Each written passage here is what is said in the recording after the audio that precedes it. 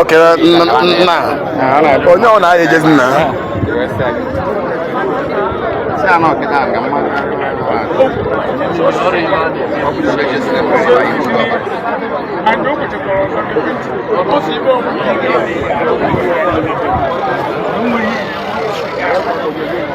Ibidego metwa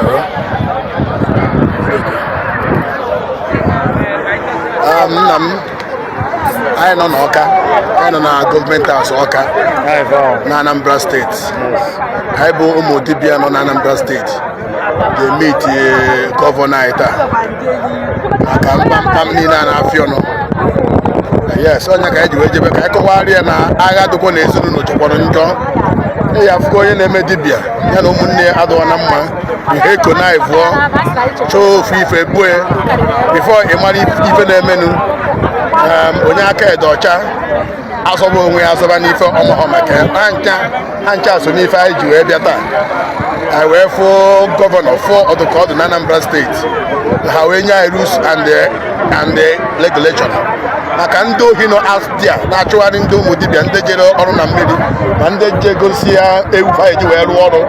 Anyị nọ n'onwe ndị anapụ 300,000 nwee ndị anapụ 200,000 bụbụ nwa dibịa nọ na Anambra steeti ge mpụta ka mgbago eni dị ijere abịa golo ọkụkọ golo ego onye ọ napụtara aba asị iwu esi ya na-akpa mkpụrụ onye ohi ka ọ bụ. Gọọmenti anyị Dr. Charles Soludo emeghe allowed o meghe approve and we can never accept that. Igolo ọkụkọ golo ewu ihe ejegburu mmụọ nọ pego mmadụ emeghe haras dịka onye ahụ mkpu ebe akwuo n'onye ohi before you know it anyị afụ ndị ya pụtanụ ka na-ekwuge taa ma bewa ya ebewa asị m n'udo ya dụrụ anyị ncha niile ebe ọnụ onye anọ na anụ onu m asị na ife ọma ya eme ndị Anambra steeti. Gọvanọ anyị gaa n'iru maka na anyị kwụrụ n'azụ na-ewepụ ata na ọka amala oke agazie udo na-ebugasị ndị mmadụ ndị bịara Ọka gọọmenti haus.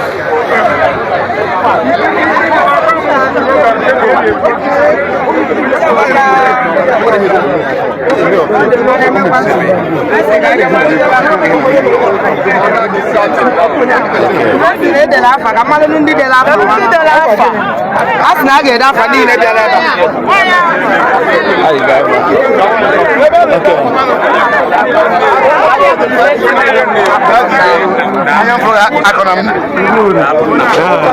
ọnna anyị debe arụsị nzugbe ifechi ididele onye eye ezigbo mmadụ ajide ebube agazie